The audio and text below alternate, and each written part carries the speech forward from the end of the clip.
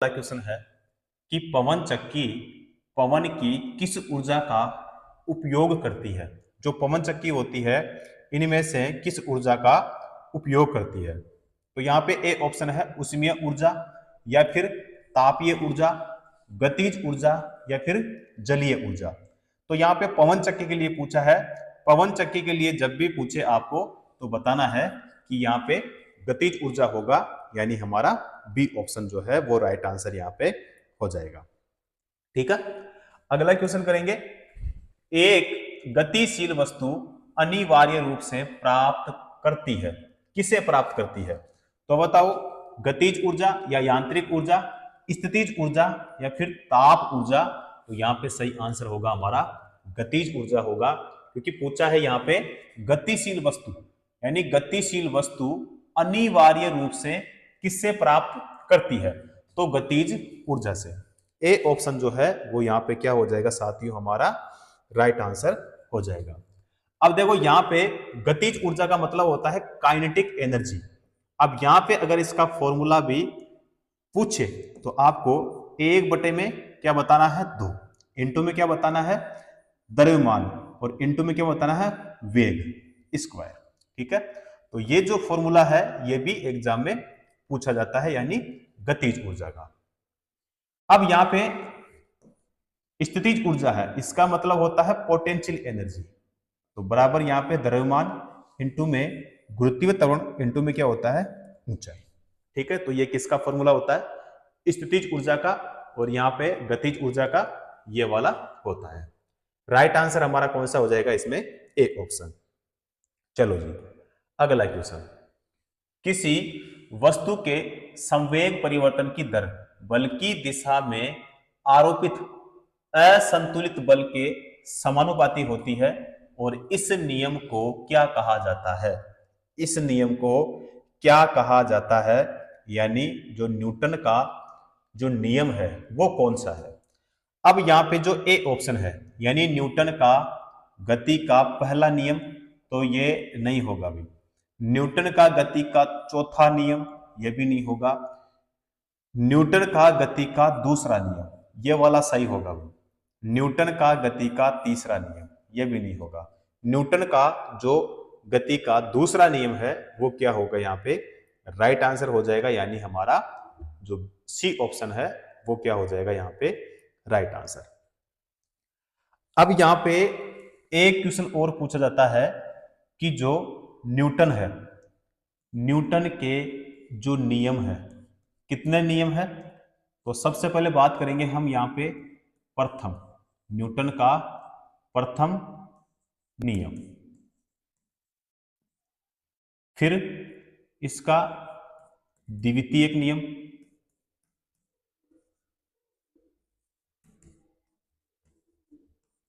उसके बाद में फिर तृतीय नियम, यानी तीसरा नियम। अब यहां पे सवाल यह पूछा जाता है कि जो गति का जो न्यूटन का जो प्रथम नियम होता है वो कौन सा होता है? तो आपको बताना है जड़त्व का नियम, जड़त्व का नियम। दूसरा कौन सा होता है? तो दूसरा होता है संवेग का नियम। तीसरा कौन सा होता है? तीसरा होता है क्रिया प्रतिक्रिया, क्रिया प्रतिक्रिया का नियम। ठीक है, चलो जी, यहां पे हमारा कौन सा हो जाएगा राइट आंसर, सी ऑप्शन। चलो नेक्स्ट क्वेश्चन। न्यूटन के गति के दूसरे नियम का समीकरण कौन सा होता है?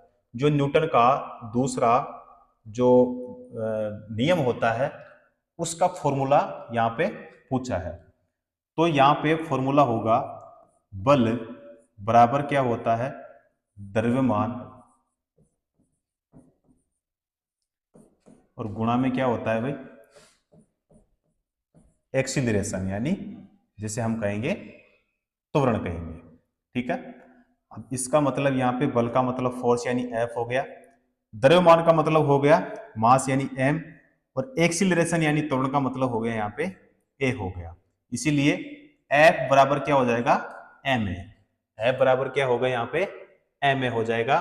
तो यहाँ पे हमारा ए नहीं होगा, हमारा सी भी नहीं होगा, हमारा बी बिल्कुल राइट हो जाएगा, और ये भी हमारा नहीं होगा। ठीक है साथियों, कौन सा होगा इसमें हमारा, बी ऑप्शन। अगला क्वेश्चन, निम्नलिखित में से न्यूटन का कौन सा गति नियम, लॉ ऑफ मोशन, दीवार पर फेंका हुआ गेंद टकराकर वापस लौटता है, किसके संबंध में व्याख्या प्रदान करता है, वो कौन सा नियम है? तो ये होता है भाई गति का तीसरा नियम।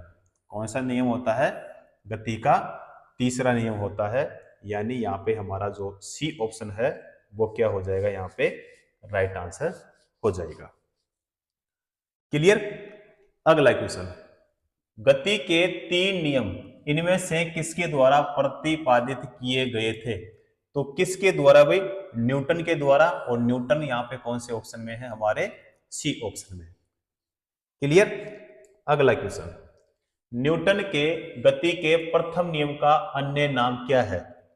गति का जो न्यूटन है, न्यूटन का जो गति का प्रथम नियम है उसका अन्य नाम क्या है, ये इसमें पूछा है।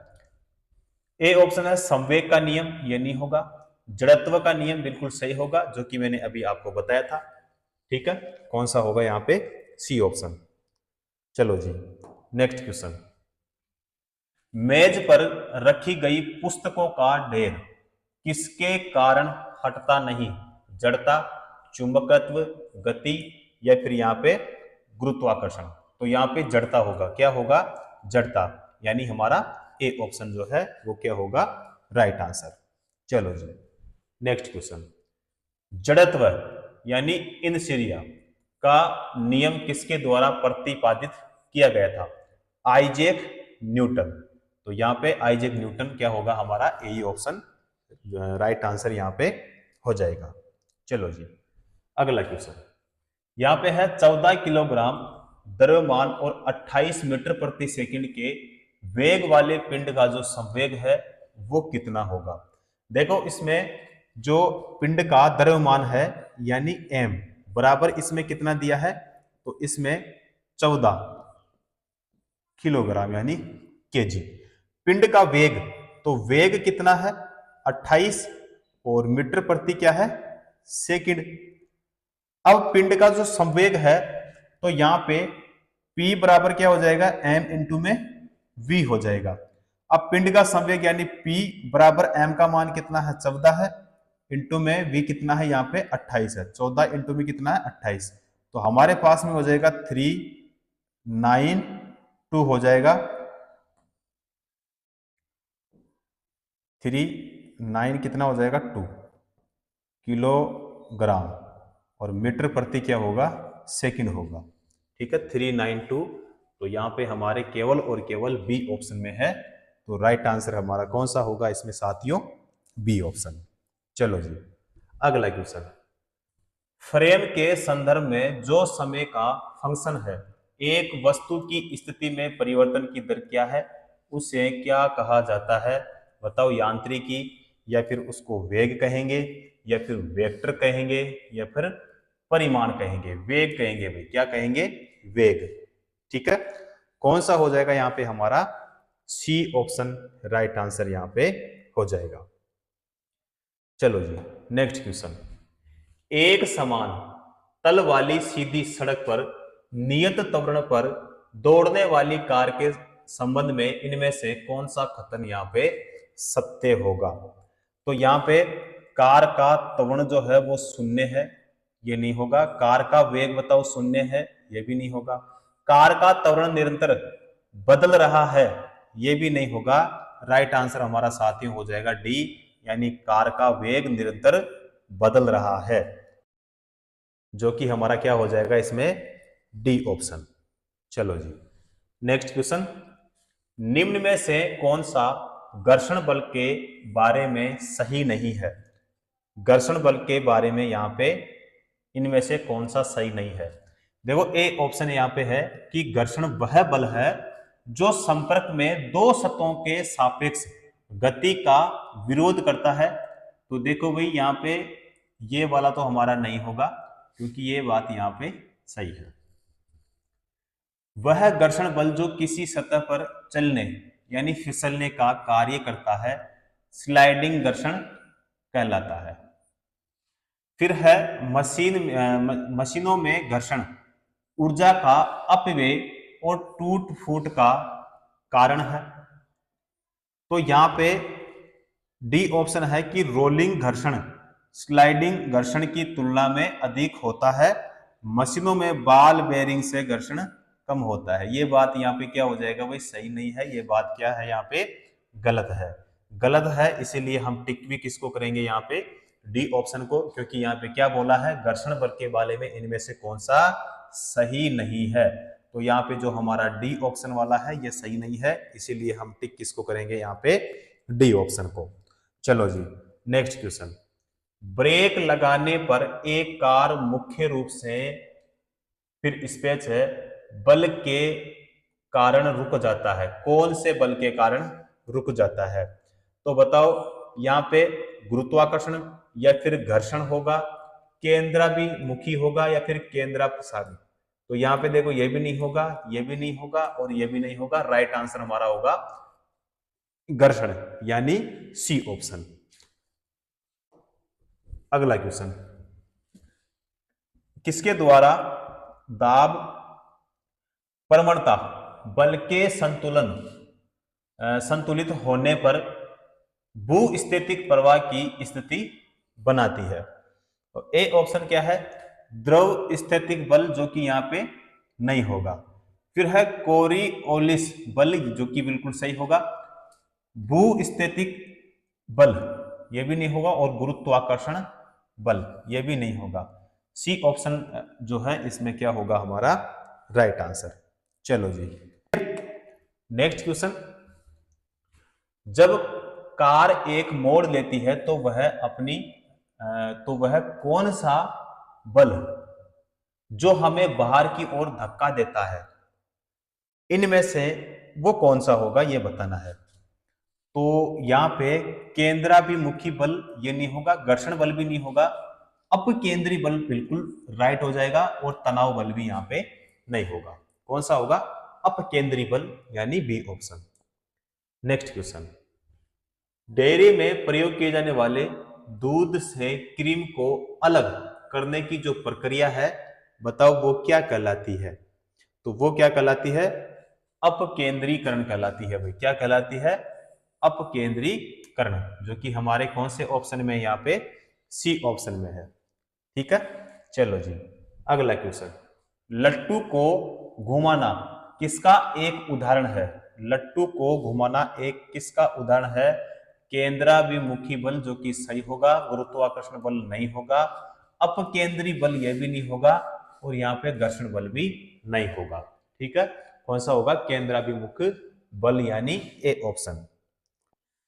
नेक्स्ट क्वेश्चन, एक बहुत पुराने मॉडल की पेंडुलम घड़ी की कार्य पद्धति पूरी तरह से थी मैकेनिकल या विद्युत, या फिर मैकेनिकल और इलेक्ट्रिकल, या फिर बैटरी संचालित। तो यहाँ पे जो मैकेनिकल है, जिसको कहेंगे हम यांत्रिक, यानी कौन सा होगा हमारा यहाँ पे हो जाएगा ए ऑप्शन। क्लियर? चलो जी, अगला क्वेश्चन। यहां पे है, रोलर कोस्टर की सवारी में कौन सा बल कार्य करता है? तो यहां पे अपकेंद्री बल, तो ये नहीं होगा। गुरुत्वीय ये भी नहीं होगा। अभिकेंद्रीय ये सही होगा, और अभिलंबीय ये भी नहीं होगा। अभिकेंद्रीय बल, जो कि कौन से ऑप्शन में है? बी ऑप्शन में। क्लियर? नेक्स्ट क्वेश्चन, निम्न में से कौन सा प्लेटनरी बॉडीज के लिए केपलर नियमों में से कौन सा एक सही नहीं है इनमें से। तो यहाँ पे ए ऑप्शन है, एक ग्रह का ग्रह पथ दो केंद्र बिंदुओं में से एक सूर्य के साथ एक अंडाकार होता है। अब देखो इसमें क्या पूछा है कि इन नियमों में से कौन सा यहाँ पे सही नहीं है। तो देखो भाई ये क्या होगा इसमें राइट। अब यहाँ पे है एक ग्रह और सूर्य को जोड़ने वाली एक रेखा खंड समय के बराबर अंतराल के दौरान बाहर बराबर क्षेत्रफल बनाती है। ये भी सही। एक यह कि कक्षीय अवधि का वर्ग अपने ग्रहपथ की अर्ध प्रमुख धुरी के घन के आनुपातिक होती है। तो इसका मतलब यहाँ पे डी वाला सही नहीं होगा। इसमें बोला है कक्षीय यानी ऑर्बिटल अवधि ग्रह के द्रव्यमान पर निर्भर होती है, जो कि यहाँ पे क्या हो जाएगा भाई गलत यानी सही नहीं होगा। हम टिक किसको करेंगे यहाँ पे डी ऑप्शन को, क्योंकि यहाँ पे सही नहीं होगा। चलो जी अगला, ग्रहों की गति के नियम की खोज किसने की थी। ग्रहों के लिए पूछा है भाई कि जो ग्रह होते हैं उनके गति का जो नियम है उसकी खोज किसने की थी। तो गैलीलियो ने नहीं, न्यूटन भी नहीं होगा, आइंस्टीन भी नहीं होगा, केपलर से होगा। क्या होगा भाई केपलर यानी डी ऑप्शन। नेक्स्ट क्वेश्चन, गुरुत्वाकर्षण का नियम किसके द्वारा प्रतिपादित किया गया था। गुरुत्वाकर्षण बल के लिए पूछा है तो किसके द्वारा भाई न्यूटन के द्वारा। और न्यूटन का मतलब यहाँ पे हो गया आइजैक न्यूटन, जो कि कौन से ऑप्शन में है हमारे बी ऑप्शन में है। राइट आंसर हमारा बी ऑप्शन हो जाएगा। चलो जी अगला क्वेश्चन कि इनमें से कौन सी एक रासायनिक प्रतिक्रिया नहीं है। रासायनिक प्रतिक्रिया इनमें से कौन सी नहीं है। अपघटन, गुरुत्वाकर्षण, ऑक्सीकरण या फिर हाइड्रोलिसिस। देखो ये भी रासायनिक प्रक्रिया, ये भी है और ये भी है, लेकिन ये नहीं है। ठीक है, कौन सा होगा इसमें हमारा होगा सी ऑप्शन। चलो जी अगला क्वेश्चन, निम्नलिखित में से गलत कथन को चुने। इनमें से जो गलत है उसको हमें देखना है। देखो यहाँ पे है गुरुत्वीय त्वरण यानी जी पिंड के रूप, आकृति एवं द्रव्यमान पर निर्भर नहीं करता है। अब यहाँ पे गुरुत्वीय त्वरण यानी जी ध्रुवों पर अधिकतम होता है। फिर कह रहा है ये गुरुत्वीय त्वरण यानी जी भूमध्य रेखा पर न्यूनतम होता है। यदि लिफ्ट किसी त्वरण से ऊपर की ओर जा रही हो तो किसी पिंड का आभासी भार उसके वास्तविक भार से कम होता है। ये क्या हो जाएगा भाई गलत। ठीक है, तो टिक किसको करेंगे हम यहाँ पे डी ऑप्शन को, क्योंकि क्या पूछा है कि गलत कथन को यहाँ पे चुने। तो हमारा जो डी वाला है ये क्या हो जाएगा साथ ही इसमें गलत हो जाएगा। चलो जी यानी गुरुत्वाकर्षण का मान आर यानी त्रिज्या के मान के अनुसार बदलता है। किसी छात्र को जी का मान कहां पर न्यूनतम प्राप्त होगा। जी का मान कहां पर न्यूनतम होगा, भूमध्य रेखा पर या फिर ध्रुव पर या फिर मकर रेखा पर या कर्क रेखा पर। भूमध्य रेखा पर होगा भाई। किस पर होगा भूमध्य रेखा पर। कौन सा होगा ए ऑप्शन। चलो जी नेक्स्ट क्वेश्चन, यदि किसी व्यक्ति का द्रव्यमान पृथ्वी की सतह पर 60 केजी है तो चंद्रमा की सतह पर उस व्यक्ति का द्रव्यमान कितना होगा। कितना होगा भाई।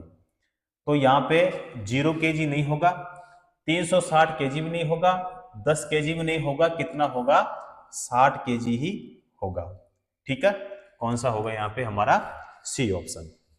चलो जी नेक्स्ट क्वेश्चन, अंतरिक्ष यान के अंदर अंतरिक्ष यात्री कितना वजन महसूस करते हैं। ज्यादा, शून्य, कम या जी फोर्स पर निर्भर करता है।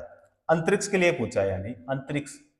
ठीक है, तो यहां पे जो सी ऑप्शन है हमारा शून्य।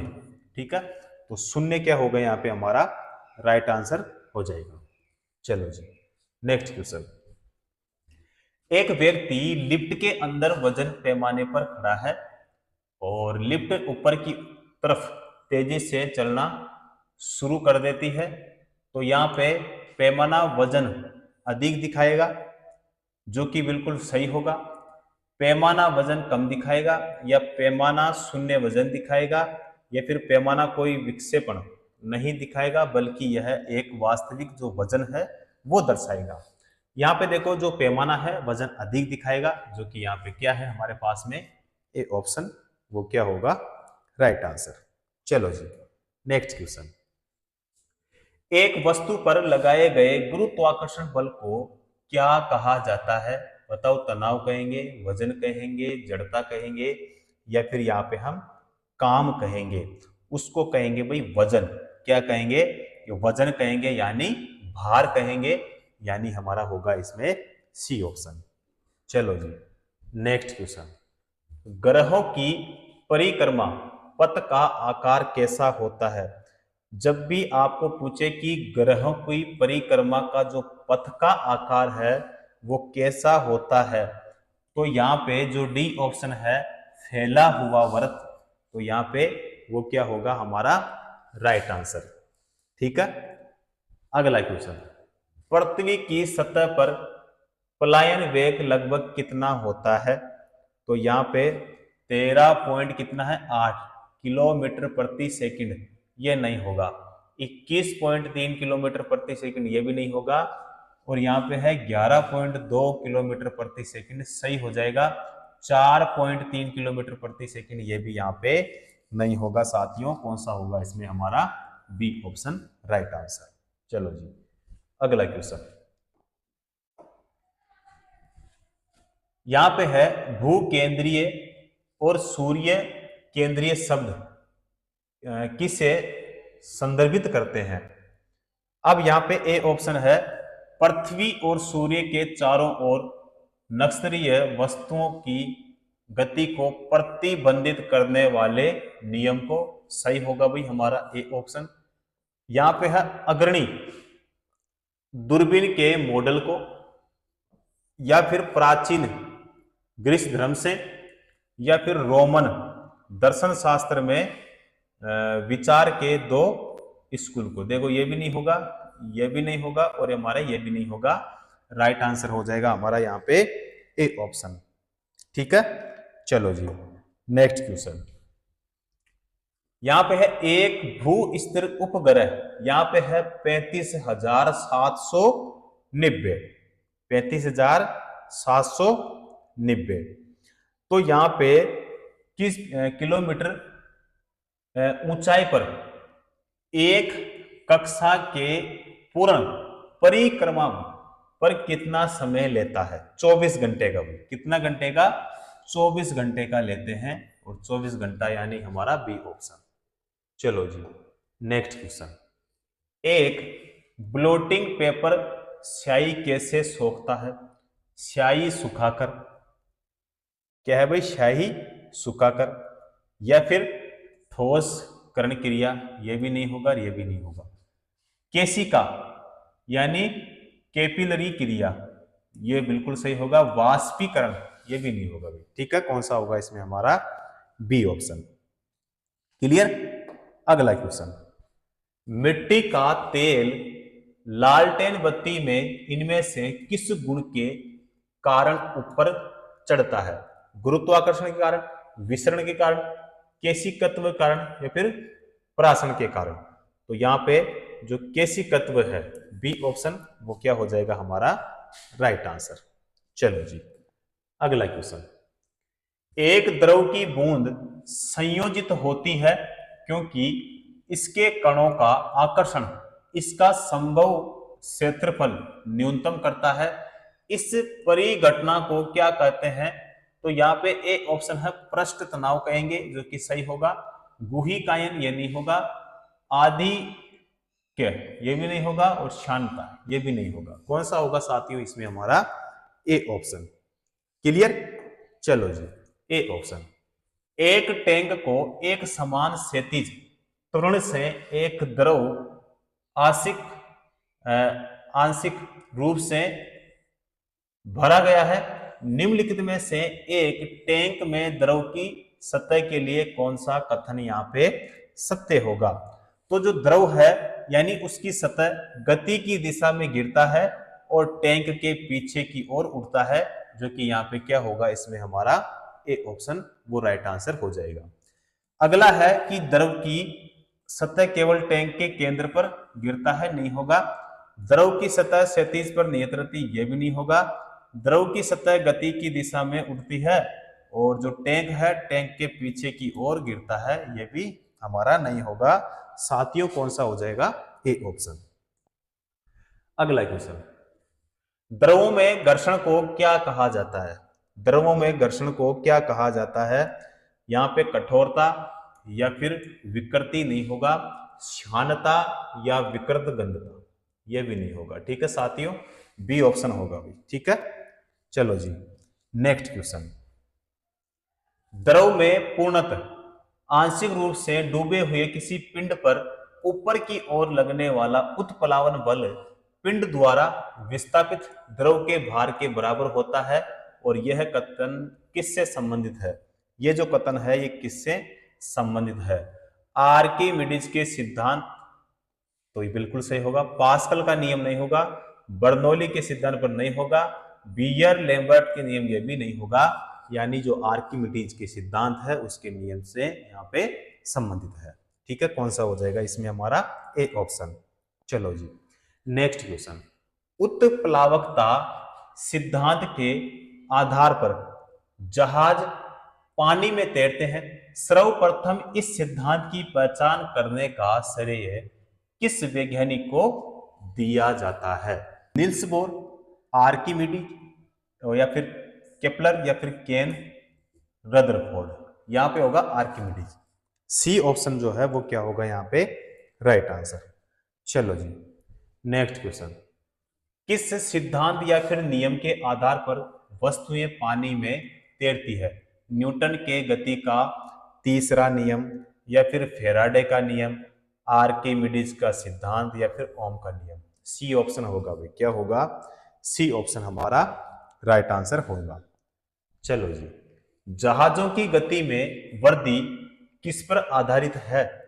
तो ए ऑप्शन है आर्किमिडीज का सिद्धांत, जो कि बिल्कुल क्या होगा यहाँ पे राइट आंसर। नेक्स्ट क्वेश्चन, किसी वस्तु को तरल पदार्थ पर रखे जाने से उत्पन्न ऊर्ध्वगामी दबाव को क्या कहते हैं? तो यहां पे ए ऑप्शन है बॉयंट फोर्स, जो कि बिल्कुल राइट होगा। अप्लाइड फोर्स ये नहीं होगा, फ्रिक्शनल फोर्स ये भी नहीं होगा, ग्रेविटेशनल यानी फोर्स ये भी नहीं होगा। यहां पे बॉयंट फोर्स होगा, यानी हमारा ए ऑप्शन। अगला, निम्नलिखित में से कौन सा आर्किमिडीज के सिद्धांत पर आधारित नहीं है? लेक्टोमीटर, हवाई जहाज के पंखों की डिजाइनिंग या फिर जहाजों और पनडुब्बियों की डिजाइनिंग या फिर हाइड्रोमीटर? बी ऑप्शन होगा। ठीक है, कौन सा होगा? B option. चलो जी नेक्स्ट क्वेश्चन, दबाव को किससे मापा जाता है? जो दबाव होता है उसको किससे मापा जाता है? द्रव्यमान और घनत्व से, बल और क्षेत्रफल, जो कि सही होगा, किए गए कार्य या फिर बल एवं दूरी? ठीक है, ये दोनों भी नहीं होगा। सी ऑप्शन क्या होगा यहाँ पे हमारा राइट आंसर हो जाएगा। ठीक है, अब अगर इसका देखें हम फॉर्मूला, तो देखो दाब बराबर क्या होता है हमारे पास में? बल होता है, और बल अपॉन क्या होता है? क्षेत्रफल होता है। क्या होता है?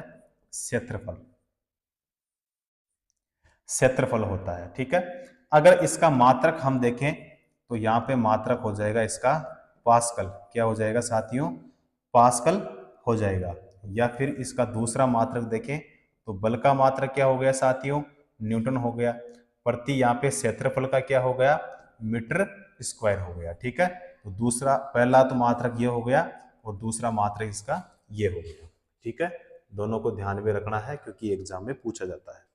चलो जी नेक्स्ट क्वेश्चन, ऊंचाई पर उड़ते हुए विमान के केबिन के अंदर का दबाव होता है बाहर के समान या बाहर से कम, बाहर की तुलना में अधिक, समुद्र तल पर सामान्य वायुमंडलीय दबाव।